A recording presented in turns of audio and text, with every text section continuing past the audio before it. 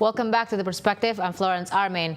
Maria, we talked earlier about how regulation has somewhat helped the driving of perception of what CSR is, but all that has changed because first it was implemented among the state-run firms. BUMN has to change, and it has to change. And now, has the regulation impacted how companies or corporations in Indonesia make their decisions on CSR? Yes. So because the regulation itself is actually, there's a little bit of a flaw there, because it mentioned that the company must make CSR budget.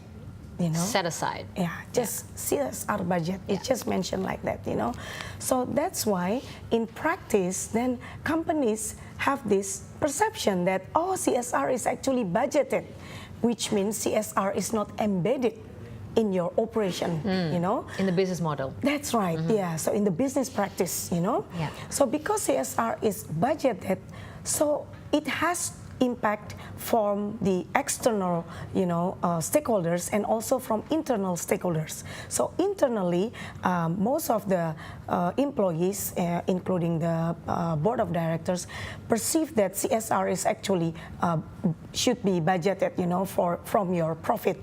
And then from external, then people start coming to companies and then asking their CSR budget. And the local government, in many cases, they perceive that CSR budget is part of the local government budget. Right.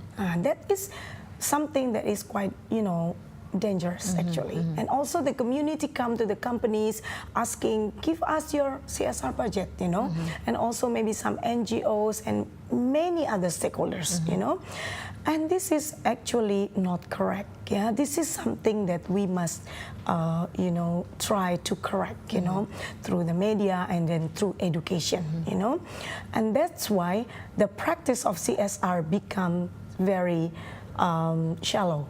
It's just kiss and run programs, Yeah. But without thinking whether or not that program is actually beneficial for the local community and how it can be sustained. Exactly. Now, talk about sustain. I think more and more companies are fully aware now, especially consumer products company, for instance, in Indonesia, being one of the biggest and one of the most developed, is that when they talk about CSR, when they build a school, they need to think about how do the children, how can the family afford to go to school? Therefore, maybe you need to start giving them incentives, scholarships, or create something else so that the parents can start working, earn money. So these are it's a holistic activity instead of just building one school, put it there, and then leave it to the society to run it, right? Yeah. Now, so do you think there has been a significant change and significant shift in how companies or state-owned enterprises have conducted or implemented their CSR right now? This is 70 after the regulation has been issued in 2007. Not yet. Okay. Yeah, so the practice is mostly, like you mentioned, they build schools, So I need to explain about the 7 core subjects that are which is part of the scope of social responsibility based on ISO 26000, So core subject number 1 is organizational governance. Number 2 is human right. Number 3 is labor practices. Number 4 is fair operating practices. Number 5 is consumer issues. Number 6 is the environment. And number 7 is community involvement and development. So building school is only number 7. Yeah? But if you look at, the core issue number 1, 2, 3. So those are related to internal company. It starts within. That's exactly what you're saying. Yeah. So it's also emphasizing as well for the internal stakeholders. So the correct CSR is not just for the community. No. In fact, they must prioritize the internal stakeholders, which are their labor. So organizational governance is actually the key for all of the core subjects. That's core. Yes. Without organizational governance, you will not be able to conduct efficient CSR. Yeah. After that, then you must focus on the human right.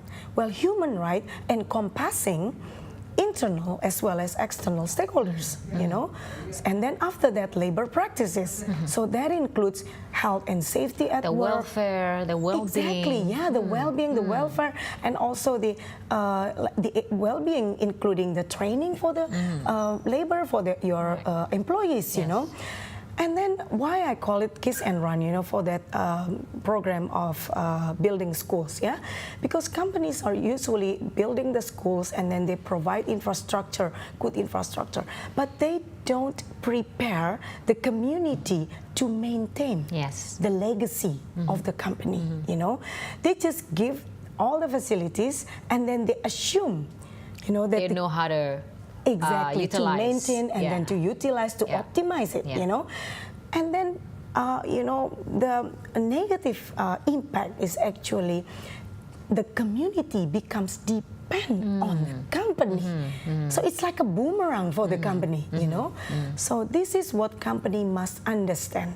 If you want to create CSR that will create sustainable impact, you must also prepare the community to be independent, to be able to maintain the legacy that the company has created for them. So it empowers, it should empower the local community instead of just handing them over.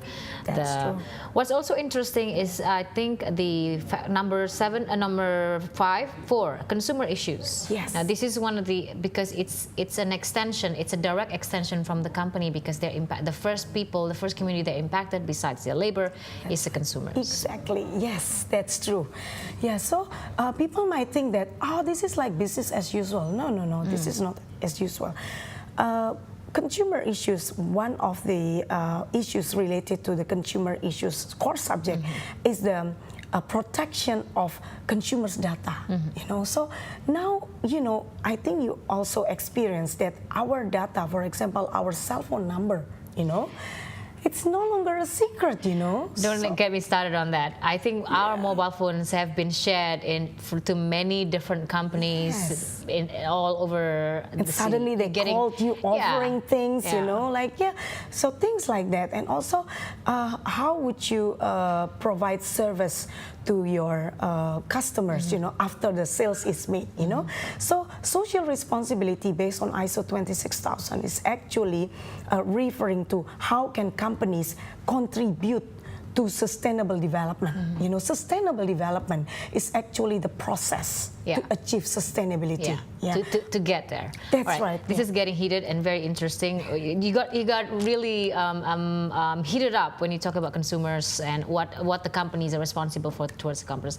But we'll be right back after this short break.